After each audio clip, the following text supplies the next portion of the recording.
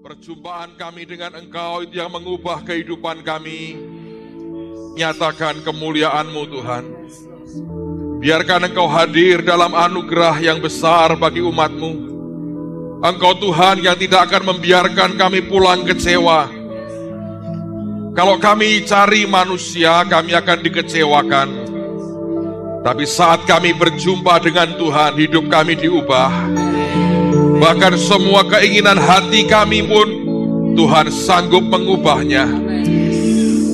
Saudara, Tuhan berkata ada beberapa orang dalam hatimu engkau sedang mengambil keputusan tertentu dan bahkan sudah mengambil keputusan untuk melakukan sesuatu. Saudara belum melaksanakannya, tapi Tuhan berkata, engkau tunggu sampai kebenaran firman ini berbicara dalam hidupmu. Baru engkau akan mengerti apakah kehendakmu itu daripadaku atau tidak. Jangan ambil keputusan apapun sebelum engkau menangkap sesuatu dari apa yang menjadi kehendaknya. Dan hari-hari ini ada begitu banyak hal yang mirip dengan kebenaran, tapi sebenarnya bukan kebenaran yang sebenarnya. Belajar bergantung kepada Tuhan. Belajar menyerahkan semuanya dalam tangan Tuhan. Sekali lagi Tuhan memintakan berkat Tuhan bagi setiap kami yang hadir. Kami tahu ada sesuatu yang ajaib sedang Tuhan kerjakan di tengah-tengah kami. Dan nyatakan kemuliaan-Mu Tuhan, nyatakan kemuliaan-Mu. Di dalam nama Tuhan Yesus. Semua kita berkata, amin. Berikan kemuliaan buat Tuhan kita. Amen. Saya akan mulai dengan ini, saudara. Perhatikan baik-baik. Minggu lalu saya KKR beberapa hari di Surabaya. Kemudian saya harus terbang ke Jakarta. Saya masih ketemu dengan 3 orang yang berbeda. Di tengah jalan waktu penerbangan itu, saya baca koran, males, gak ada berita menarik. Saya mau tidur, tidak ngantuk juga. Ada banyak hal yang lagi saya pikirkan.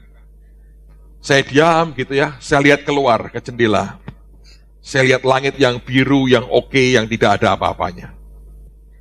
Dan ketika saya memandang keluar itulah, 2 kali saya dengar Tuhan berkata, langit tembaga, langit tembaga.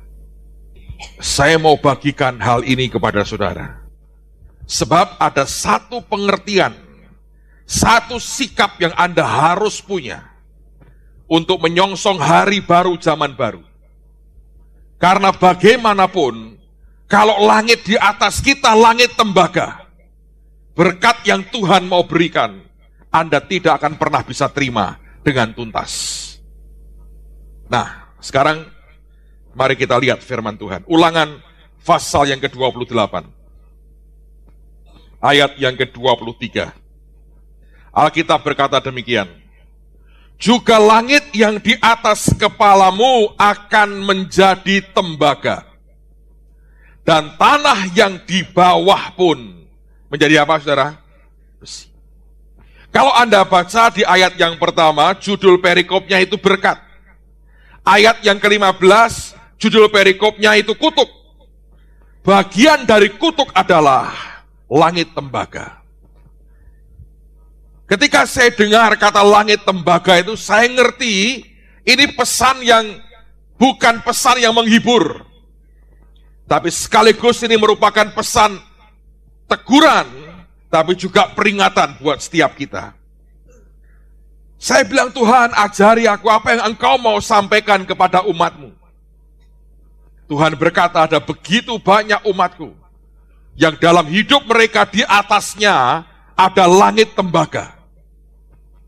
Dan mereka harus berurusan dengan sesuatu di hati mereka. Kalau mereka ingin langit tembaga di atas mereka itu pecah dan hancur, sehingga berkat-Ku bisa turun dalam kehidupan mereka. Orang yang kena langit tembaga di atas kepalanya, hidupnya tidak pernah bisa berkembang. Dia mentok di level tertentu saja. Tidak bisa lebih naik daripada itu. Secara keuangan, secara berkat juga beratnya luar biasa. Saya tahu ada banyak faktor.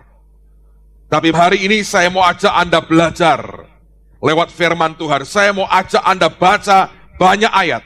Kita akan doa sama-sama dan pecahkan langit tembaga kita dan tanah besi kita. Nah, saudara perhatikan begini. Kalau Anda ingin hidup Anda itu berbuah, maka bergantung pada dua hal, yaitu apa yang dari atas dan apa yang dari bawah. Saudara boleh punya tanah yang suburnya seperti apa, kalau di atasmu langit tembaga, dan berkat dari atas tidak bisa turun, maka semuanya sia-sia. Nah, prinsip bahwa berkat turun dari atas, itu yang pertama-tama saudara harus pegang dalam hidupmu. Coba buka dengan saya Mazmur 133. Kita akan baca banyak ayat, kita study, kita belajar, kita makan firman. Mazmur 133. Alkitab berkata begini, nyanyian ziarah Daud. Sungguh alangkah baiknya dan indahnya apabila saudara-saudara diam bersama dengan rukun, seperti minyak yang baik di atas kepala, meleleh ke janggut, yang meleleh ke janggut Harun dan ke leher jubahnya. Seperti embun yang gunung Hermon yang turun ke atas gunung-gunung Sion. Sebab Alkitab berkata, kesanalah Tuhan memerintahkan berkat kehidupan untuk selama-lamanya. Ini ayat sudah sangat populer. Mengindikasikan bahwa blessing, berkat itu turun dari atas ke bawah. Seperti minyak urapan yang turun dari kepala, ke janggut, ke leher jubah, daripada Harun. Kesanalah Tuhan itu memerintahkan berkat. Nah, banyak orang hanya melihat sisi unity-nya. Tapi hari ini saya mau mengajak Anda melihat dari sisi urutannya.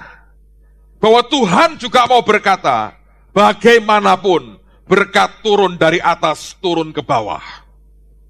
Bandingkan sekarang dengan Ibrani pasal yang ke-7. Surat Ibrani pasal yang ke-7. Ibrani pasal 7 ayat 6 dan ayat yang ke-7. Ibrani pasal yang ke-7 ayat 6 dan ayat yang ke-7. Alkitab berkata begini, tetapi Melkisedek yang bukan keturunan mereka, memungut persepuluhan dari Abraham dan memberkati dia, walaupun ia adalah pemilik janji. Ayat 7, memang tidak dapat disangkal, saya ulang lagi, memang tidak dapat disangkal, bahwa yang lebih rendah diberkati oleh yang lebih tinggi. Berarti berkat dari mana? Dari atas ke bawah. Alkitab berkata memang tidak dapat disangkal. Yang lebih rendah diberkati oleh yang lebih tinggi. Artinya yang lebih tinggi yang memberkati yang di bawah. Berkat turun dari atas, turun ke bawah. Dan ini tidak dapat disangkal lagi. Anda pegang baik-baik. Itu cara Tuhan memberkati saudara. Dari atas, turun ke bawah. Di dalam perjanjian lama, ini jelas clear sekali. Coba lihat sekarang dalam Kejadian pasal yang ke-27. Kita buat Bible study, supaya Anda belajar dan makan firman. Kejadian 27, lihat pada ayat yang ke-27, sampai dengan ayat yang ke-29. Kalau Anda baca judul perikopnya, Anda akan jelas mengerti tentang Yakub diberkati Ishak sebagai anak sulung. Kejadian 27, ayat 27. Lalu datanglah Yakub dekat-dekat dan diciumnyalah ayahnya. Ketika Ishak mencium bau pakaian Yakub, diberkatilah dia katanya, sesungguhnya bau anakku adalah sebagai bau padang yang diberkati Tuhan. Allah akan memberikan kepadamu embun yang dari langit, dan tanah-tanah gemuk di bumi, dan gandum serta anggur yang berlimpah-limpah. Bangsa-bangsa akan takluk kepadamu, dan suku-suku bangsa akan sujud kepadamu. Jadilah Tuhan atas saudara-saudaramu, dan anak-anak ibumu akan sujud kepadamu. Siapa yang mengutuk engkau akan terkutuklah ia, dan siapa yang memberkati engkau, diberkatilah ia. Saudara sekalian, wujud dari hak kesulungan itu, wujud penerimaannya, si anak cuma ditumpangi tangan, dipeluk bapaknya, dan dia ucapkan perkataan berkat. Cuman perkataan tok. Nah, sekarang Anda mengerti, di ayat 33. Ketika Esau datang, ini yang terjadi.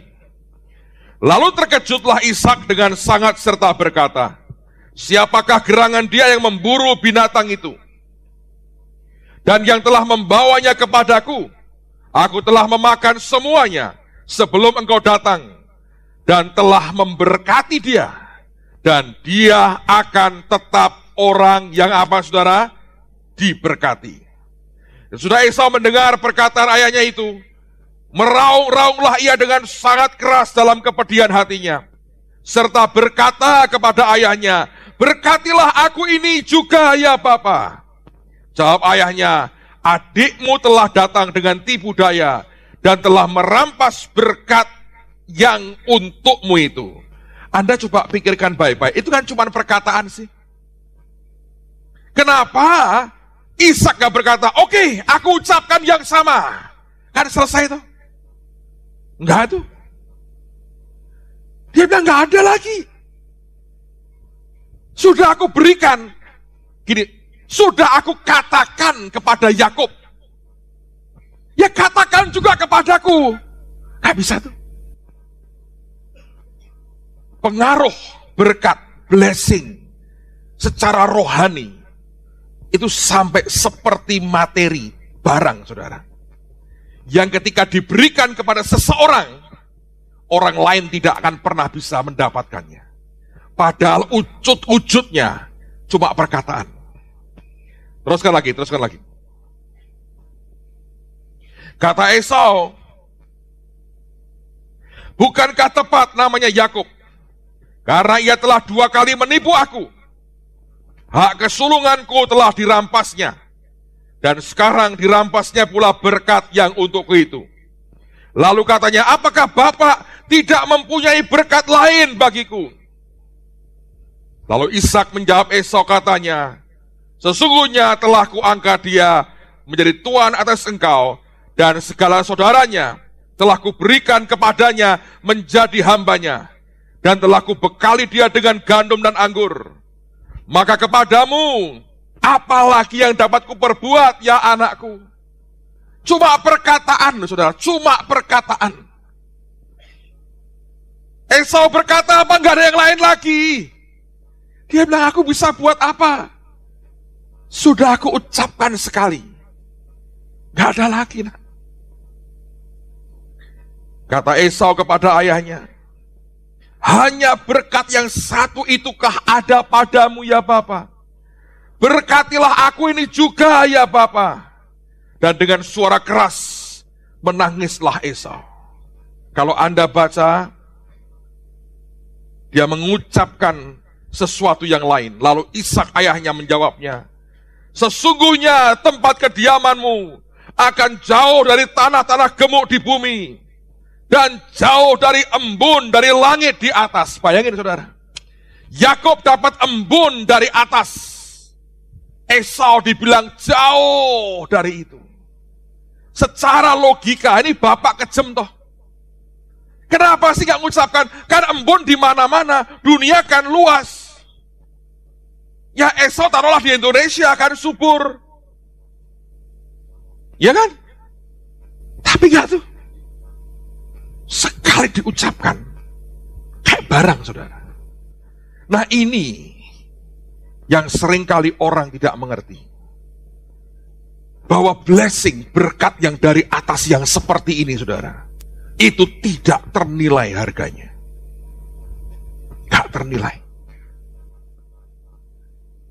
Tapi kalau di atas kita langit tembaga, Anda akan dapat yang seperti Esau.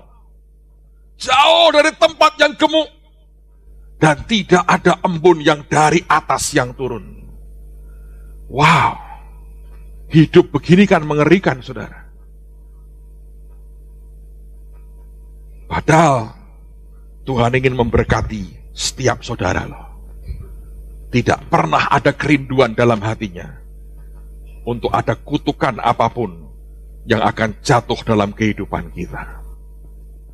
Mari biarkan langit tembaga itu dihancurkan yang di atas kita. Hari baru, zaman baru. Tuhan melawat bangsa ini. Anda jadi orang-orang yang diberkati Tuhan dengan luar biasa. Teruskan lagi. Lihat contoh yang lain lagi. Kita lihat Bilangan pasal yang ke-11. Bilangan pasal 11 ayat 24 dan 25. Saya mau tunjukkan kepada saudara bahwa hal rohani, blessing rohani itu wujudnya bisa seperti barang loh. Aneh banget. Bilangan 11:24. Setelah Musa datang keluar, disampaikannya firman Tuhan itu kepada bangsa itu. Ia mengumpulkan 70 orang dari para tua-tua bangsa itu dan menyuruh mereka berdiri di sekeliling kemah.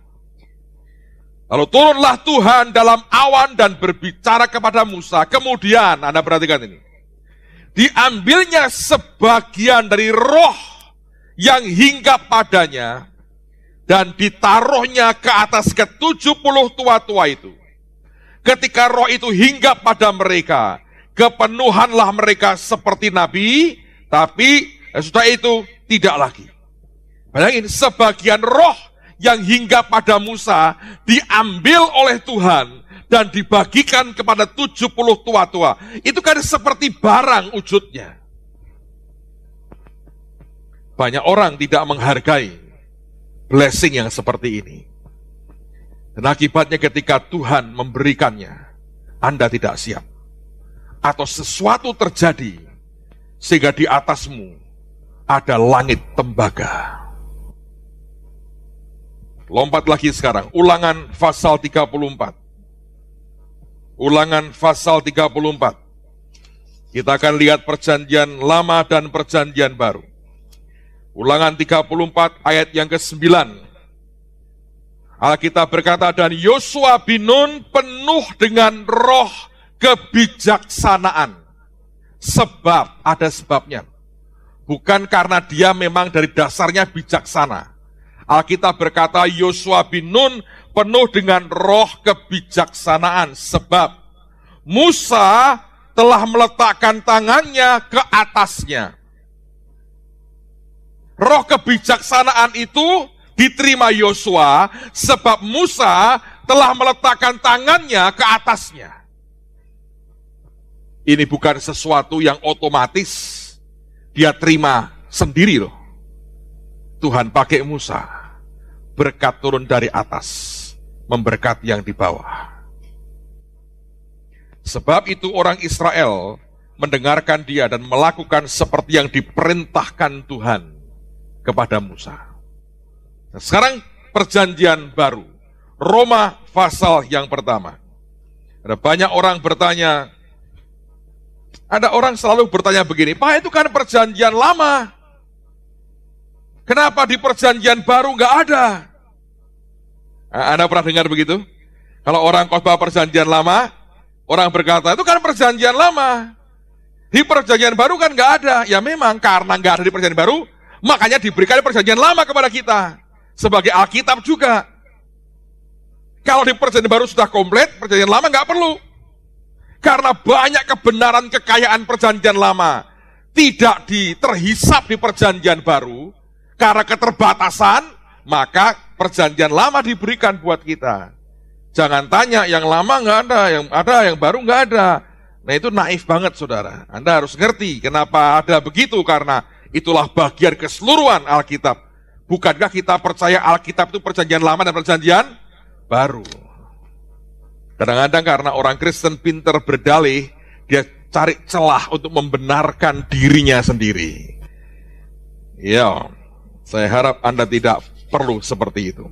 Roma pasal yang pertama, Lihat pada ayat yang ke-11.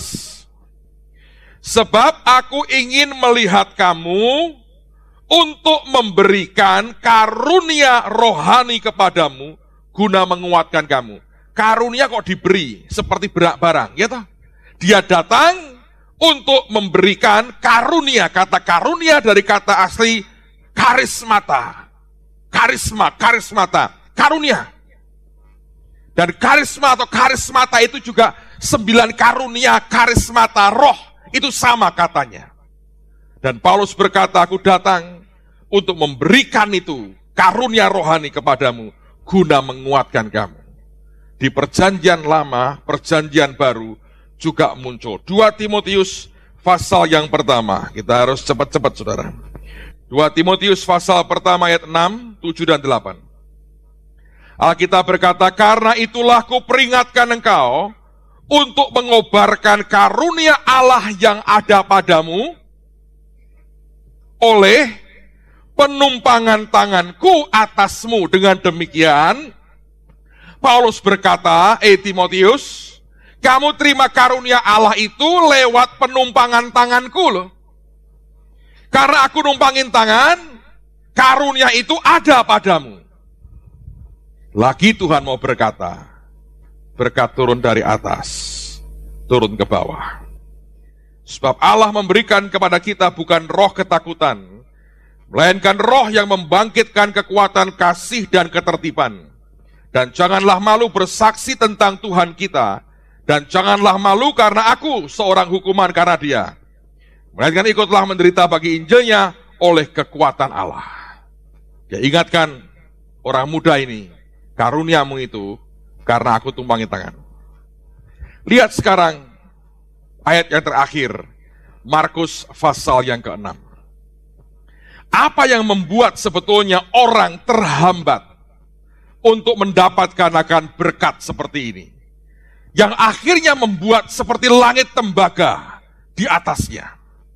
Nah, lihat dari contoh ini, dan saya akan ajak Anda berdoa. Markus pasal yang ke-6, lihat mulai ayat yang pertama. Markus 6, ayat yang pertama. Alkitab berkata, kemudian Yesus berangkat dari situ dan tiba di tempat asalnya, sedang murid-muridnya mengikuti dia. Pada hari Sabat ia mulai mengajar di rumah ibadat, dan jemaat yang besar takjub ketika mendengar dia. Jadi pertama-tama mereka takjub dengar Tuhan Yesus ngomong, mereka takjub, kagumnya luar biasa, wow, hebat banget. Nah, apa yang terjadi? Dan mereka berkata, dari mana diperolehnya semuanya itu? Hikmat apa pulakah yang diberikan kepadanya? Dan mujizat-mujizat yang demikian bagaimanakah dapat diadakan oleh tangannya? Ini prosesnya. Orang dengar Tuhan bicara, mereka diberkati sebetulnya, mereka takjub, mereka kagum, lalu mereka tanya, dari mana ini? Pertanyaan itu membawa mereka kepada persimpangan jalan. Pilihannya adalah mau melihat sisi ilahinya atau melihat sisi manusianya.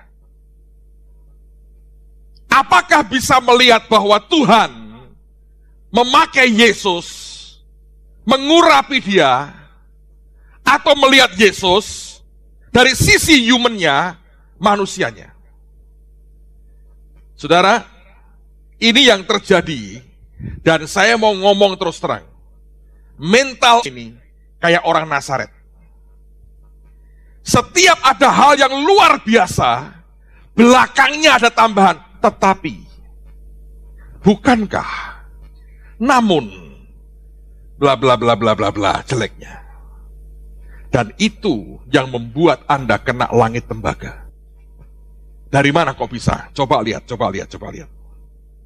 Ayat berikutnya, ini pilihan orang Nazaret. Bukankah ia ini tukang kayu? Seorang pendeta di Surabaya memberi saya Alkitabnya orang Yahudi. Banyak orang Yahudi yang sekarang terima Yesus, mereka punya Alkitab terjemahan mereka, ditambahi kata hanya. Bukankah ia ini hanya tukang kayu? Bukannya berkata ini nabi yang diurapi, bukan, itu tukang kayu. Dari takjub diturunkan, dilihat manusianya dan berkata tukang kayu. Terusin saudara. Anak Maria, bapaknya pun gak disebut, anak Maria. Saudara Yakobus, Yoses, Yudas, dan Simon. Dan bukankah saudara-saudaranya yang perempuan ada bersama kita? Lalu mereka kecewa dan apa? Menolak dia. Kecewa. Teruskan.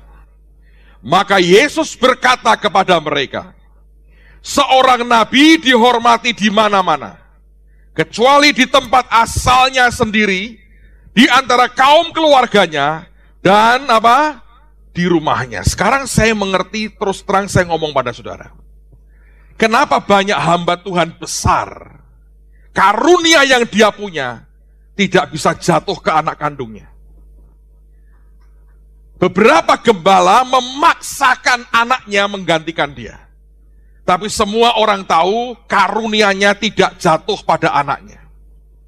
Sebab bagaimanapun, hamba Tuhan itu manusia. Si anak lihat tiap hari. Misalnya, Papa kalau main PlayStation kalah gak mau ngaku kalah kok. Khotbah di mimbar, pembohong itu pendeta. Si anak lihat sisi manusianya.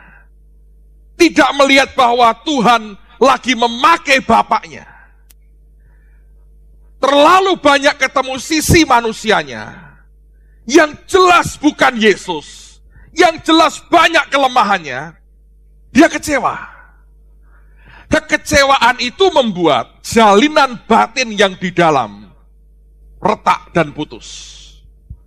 Padahal karunia rohani tidak bisa diberikan seperti benda dilemparkan Anda terima, walaupun bisa dibagi-bagi seperti barang, tapi itu masalah hubungan yang di sini, saudara. Kalau hubungan yang di sini itu nggak ada. Gak ada. Sekarang saya bisa ngerti kenapa banyak hamba Tuhan yang luar biasa, bahkan anak buahnya sendiri, orang-orang yang dekat dengan dia, mewarisi secuil aja dari karunianya, dari imannya, gak bisa. Si pendeta bisa mungkin punya iman gedenya luar biasa. Orang yang dekat bantu dia bertahun-tahun. Beriman uang 10 juta aja, ngeper terus hatinya, saudara. Gembalanya main miliatan. Kok bisa? Mungkin dia lihat saat-saat gembala itu ketakutan menghadapi tekanan. Mungkin dia lihat sisi manusianya. Dan dia bilang, ya sama dengan kita. Padahal tidak sama, loh, saudara. Secara manusia Anda boleh keliling seluruh dunia. Anda tidak akan pernah jumpai orang yang sempurna. Begitu itu Anda biarkan grogotin hidup saudara, Anda rugi sendiri. Sebab ketika hatimu sudah tidak lagi klik dengan dia, relationship hati tidak ada lagi, karunia, blessing dari dia berhenti. Gak bisa. Ada banyak kabel di bawah saya ini. Ada bagian luarnya, ada plastiknya, ada karetnya, pembungkusnya. Di dalamnya ada serat bajanya. Luarnya boleh kelihatannya rapi. Dalamnya putus, saudara. Tetap gak ada sambungan, saluran apapun tidak ada. Ini terjadi dalam hidup Tuhan Yesus. Kok bisa, Pak? Ayat berikutnya menjelaskan. Lihat baik-baik. Ayat yang kelima. Ia tidak dapat mengadakan, bukan tidak mau loh, tidak dapat. Dibuat habis kekuatannya. Dibuat mandul kekuatan, karunianya, anugerahnya berhenti. Alkitab berkata, ia tidak dapat mengadakan satu mujizat pun di sana. Kecuali menyembuhkan beberapa orang sakit dengan meletakkan tangannya atas mereka. Kok bisa, saudara? Ayat terakhir menjelaskan. Ia merasa heran atas ketidakpercayaan mereka. Ini bukan ketidakpercayaan, bukan tidak ada iman. Tapi Alkitab orang Yahudi itu menerjemahkan dengan kata lack of trust. Kurang rasa percayanya. Sudah mulai banyak mempertanyakan lack of trust. Putus yang di dalam. Di situ menjawab saya banyak hal. Karena seringkali saya bertanya, Tuhan, ada banyak orang-orang hebat. Kenapa orang sekitarnya justru yang tidak dapat apa-apa? Orang luar, orang lain yang nikmati yang luar biasa. Ini rahasianya. Saya teringat pertengahan tahun 90-an, saudara, 94-95. Terakhir kali itu saya ikut seminar dan KKR-nya Benny Hinn. Sejak itu tidak pernah lagi, bukan karena apa-apa loh, saudara. Saya tetap menghormati sampai detik ini, tetap positif, menghormati, mengasihi. Tidak ada ganjelan apapun di batin saya dengan hamba Tuhan ini. Saya mau cerita sebuah sisi yang pernah saya alami. Sebenarnya kalau Anda di Amerika, setiap kali beliau datang ke sebuah kota, coba baca koran lokal di kota itu. Sebagian besar isinya cuma kritikan yang mengerikan sekali. Media, televisi, surat kabar, ngomong macam-macam. Yang ajaib banyak pendeta ngomentari di koran yang negatif. Aduh, saya nggak ngerti, saya betul-betul tidak habis berpikir, saudara. Saya bilang, bagaimana, apa sih goalnya? Mau jatuhin sebuah KKR hamba Tuhan lain. Saya nggak bisa ngerti, tapi itulah realita dalam dunia persilatan para pendeta, saudara sekalian. Dan saya mau beritahu pada saudara, kadang-kadang jauh lebih jahat dari politikus. Karena bungkusnya sangat rohani dan alkitabiah banget. Tapi saya masih ingat tahun 95, 94, 95, saya di kota Charlotte, di North Carolina, di Amerika Serikat. Pagi itu mau seminar, saya nonton TV, beritanya Benny Hinn dijelek-jelekin di media. Baca koran, saya baca. Begitu banyak tulisan, sangat negatif. Bagaimanapun itu masuk di pikiran dan hati saya loh. Kita kan manusia, Anda tidak kebal dengan hal-hal seperti itu. Saya masuk, duduk di ruang seminar. Belum dimulai. Confused, kacau, saudara. Suara-suara berita yang saya dengar, bagaimanapun itu, menghamiri hidup saya. Lalu kemudian muncul seorang hamba Tuhan. Dia berkata, dia stafnya Benny Hinn. Saudara, ada kasetnya Pastor Benny yang terbaru, Anda boleh baca. Ini buku terbaru dari Pastor Benny, kalau Anda dapatkan, ini luar biasa. Ini ada rangkaian khotbah seri dari Pastor Benny, Anda dengan dia berpromosi. Sekian tahun kemudian ini orang yang sama, tinggalkan pendeta Benny, dan hancur hidupnya. Ini orang, bekas orang kepercayaan dia. Ngomong begini. Dah. Terus kemudian, terakhir orang ini ngomong begini, siapa yang mau jadi partner buat Pastor Benny Hinn? Anda bisa nyumbang sekian $10 setiap bulan. Saya bilang, no, tidaklah. Saya bilang, enggak. Saya pokoknya mau ikut, nikmati berkat Tuhan, blessing, tumpangi tangan, rebah, pulang Indonesia, selesai. Pada waktu itulah Tuhan bicara dengan saya. Dan dia berkata begini, nak, kamu mau nggak? Satu hari kelak, aku akan pakai kamu dalam karunia kesembuhan seperti itu. Saya kaget. Saya bilang, loh Tuhan, aku ini datang ke sini itu bukan cari karunia kesembuhan. Saya ini suka dengar dia khotbah ngajar tentang Roh Kudus. Ini orang bisa ngajari bahwa hadirat Tuhan dalam kehidupan kita. Saya nggak mau healingnya kok. Saya ingin bergaul dengan Tuhannya itu loh Tuhan, yang luar biasa. Dia bilang, iya aku mengerti. Tapi aku tanya dengan kamu, mau tidak kalau satu hari kelak aku pakai engkau mendoakan orang sakit dalam KKR kesembuhan ilahi? Saya bilang, mau dong Tuhan. Kan jadi berkat bagi orang banyak. Tuhan berkata begini, kalau kamu mau nak, berkati dia. Kamu jadi partnernya. Kamu sumbang sekian $10 setiap bulan. Berkati dia. Dan hari itu saya berkata, saya angkat tangan, saya bilang, saya mau ikut jadi partner. Waktu saya mulai angkat tangan saya, semua kotoran di pikiran hati saya rontok semua. Bam, hilang. Saya berpikir positif tentang dia. Saya dengar banyak orang ngomongin dia. Anda tahu di Amerika jahat banget. Itu pers, saudara ya. Anda sekian puluh meter dari tempat mereka berdiri, punya alat nembak gini. Omongan Anda apapun, terekam dengan baik. Yang konyol, saudara tahu yang jebak siapa? Anak buahnya sendiri. Dan itu berkali-kali loh saudara. Terakhir itu anak buahnya lagi diambil oleh pers, digelapin mukanya, dirubah suaranya, cerita semua yang di dalam ministrinya Benny Hinn dari sisinya dia dijelekin di publik. Aduh, saya bilang, Yudas itu ternyata beranak pinak, saudara. Bisa tuh. Bisa tuh. Ada tahu, itu stafnya tanya begini, Pastor Benny, sengaja loh, kenapa sih kok kamu suka naik mobil Eropa? Kenapa kok nggak naik mobil-mobil yang biasa? Benny Hinn dengan santai bilang, dia nggak tahu. Emangnya saya suruh naik Honda? Itu perkataan itu direkam, diputar di TV. Memangnya saya suruh pakai Honda? Lalu orang komentari, lihat sombongnya ini tidak jadi hamba Tuhan. Pendeta-pendeta, gimana komentarnya? Ya itu sombong, kita harus rendah hati, naik Honda, naik apa, tidak masalah. Ribut soal mobil, padahal yang punya Honda tidak keberatan loh. Benny Hinn nggak beli Honda. Dihebohkan begitu rupa. Anda bisa ngerti nggak itu? Itu mengerikannya luar biasa. Dan jangan bicara atas nama Tuhan seperti itu. Tapi hari itu, saya belajar sesuatu yang menarik dari Tuhan. Sejak itu bertahun-tahun, saudara, saya setia ambil bagian dalam pelayanannya. Amen, saudara. Bahkan saya nggak pernah menghentikan sebetulnya. Karena saya bilang ambil dari kartu kredit saya, potong tiap bulan. Sampai detik ini, saya tidak pernah menghentikan support saya untuk pelayanannya. Sekian bulan, setahun lebih lah, 2 tahun mungkin terakhir ini.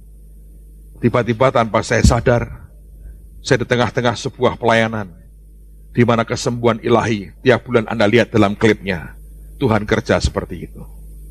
Saya mau cerita satu hal yang membawa impact besar. Dengar baik-baik. 2 minggu lalu, saya yang tidak terekam di kamera, tapi teman saya sempat foto dengan handphonenya. Ada seorang anak laki sejak lahir, nggak tahu gimana, dokter salah suntik katanya. Tidak bisa jalan, kecil banget kakinya, berdiri pun gak bisa. Kalau dipegangin, gak bisa, kayak seperti lemes, jatuh lagi. Jalan gak bisa, habis saudara. Sampai dia usia 2,5 tahun, tidak bisa jalan sama sekali. Malam itu, dia itu ada di gedung sebelah loh. Tidak gedung yang sama di mana saya khotbah. Roh Tuhan jamah dia. Untuk pertama kali, anak ini jalan. Digandeng ibunya, saudara. Dia jalan di mimbar. Itu orang tuanya histeris. Saya baru tahu kemarin pagi teman saya cerita apa yang kemudian terjadi. Anak laki itu ternyata anak seorang lurah, yang lurah dari pinggir kota. Begitu ibu istrinya tuntun anaknya pulang jalan untuk pertama kali, lurah ini hancur, artinya nangis berlutut, saudara, jerit ke Tuhan. Dia pikir seumur hidup anaknya akan cacat. Hari itu anak lakinya Pak Lurah jalan, saudara. Anda tahu yang terjadi? Hari berikutnya, dia datangi anak Tuhan yang bagi kupon undangan untuk KKR kami. Dia ngomong begini, Mas, mulai hari ini, kupon yang berikan ke kantor. Saya dan aparat desa akan bagi kupon warga, saya bawa semua, katanya. Saya dengar itu, saudara. Saya bilang, Tuhan, kalau pertengahan 90-an itu, saya biarkan hidup saya dipahitkan oleh apa yang orang lain katakan. Menurut saya Benny Hinn tetap powerful. Dan Benny Hinn sampai hari ini tetap kaya raya dan diberkati Tuhan. Kalau saya kepahitan dengan Benny Hinn, tidak akan membuat pelayanannya Benny Hinn itu hancur. Sebab Tuhan pilih dia, dan Tuhan pakai dia. Tapi saya yang ngalami langit tembaga di atas saya. Dan peristiwa yang saya ceritakan tadi, tidak akan pernah saya punya cerita seperti itu dalam hidup saya. Dan saya bagikan buat Anda, dan jadi berkat. Amen, saudara. Karena itu Alkitab berkata, perhatikan cara kamu dengar. Kalau mata saudara lihat seperti orang Nazaret, Anda akan mengalami kerugian yang luar biasa. Saya pernah cerita ketika Brother John Evans ini datang ke Semarang untuk pertama kalinya. Dua hamba Tuhan ribut, saudara. Yang si A percaya dengan berita itu, yang si B tidak percaya. Yang si B yang tidak percaya ungkit-ungkit soal Brother John sekian belas tahun sebelumnya. Difitnah orang begitu rupa di Indonesia. Dan kemudian diungkit-ungkit sama teman saya ini. Saya ditanya, gimana pendapatmu? Saya berkata, jadilah menurut imanmu masing-masing. Saya beritahu saudara, hari ini kenyataan saudara. Dulu sama-sama masih gak punya apa-apa. Orang yang percaya ini minimal sudah punya 2 mobil saudara. Teman ini dari SMA sampai sekarang, maaf saudara, tidak menghina saya, dia naik sepeda motor dan tidak pernah bisa naik mobil dalam hidupnya. Tidak pernah bisa beli rumah. Rumah itu dibeliin hamba Tuhan yang percaya ini, beliin dia rumah. Untuk apa Anda gagah dengan kepahitan saudara kalau hidupnya menderita dan susah? Tiap ketemu saya salami, mukanya sudah lain saudara. Saya bilang kadang-kadang, Tuhan, ini temanku dari SMA loh.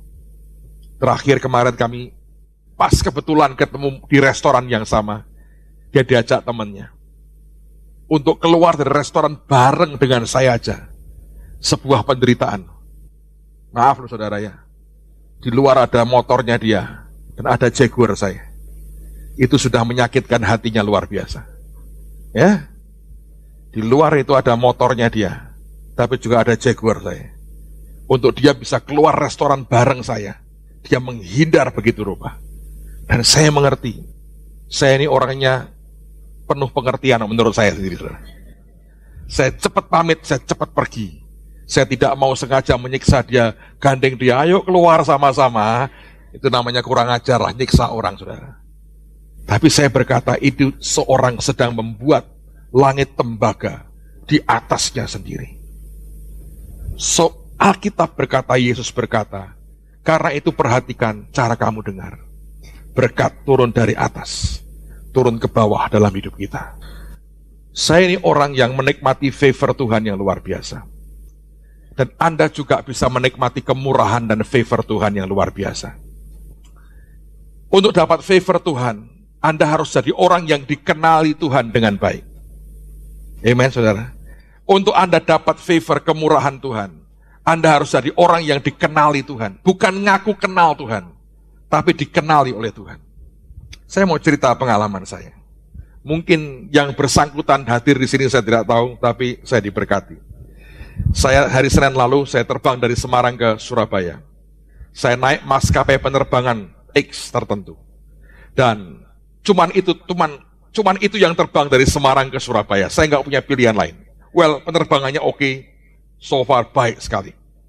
Sampai di airport ketemu dengan beberapa jemaat yang juga mau ke Surabaya. Jadi kita ngobrol sebentar, terus jalan beriringan naik pesawat.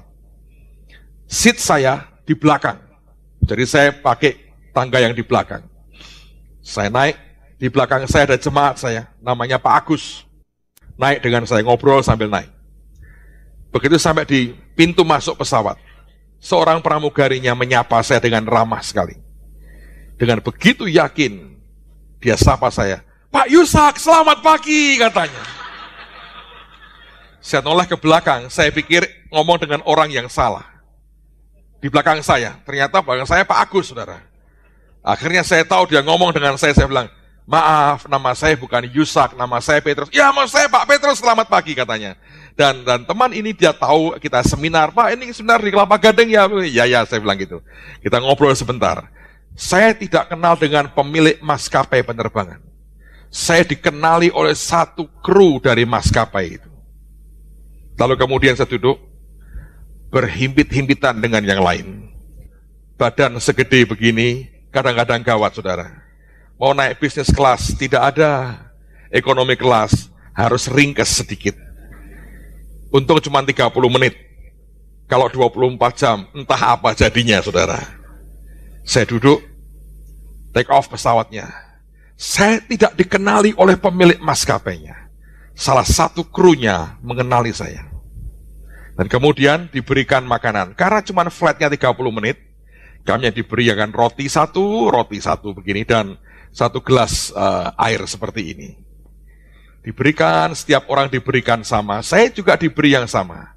Hanya bedanya, saudara, ketika dia datang ke saya terima sebuah penawaran yang berbeda.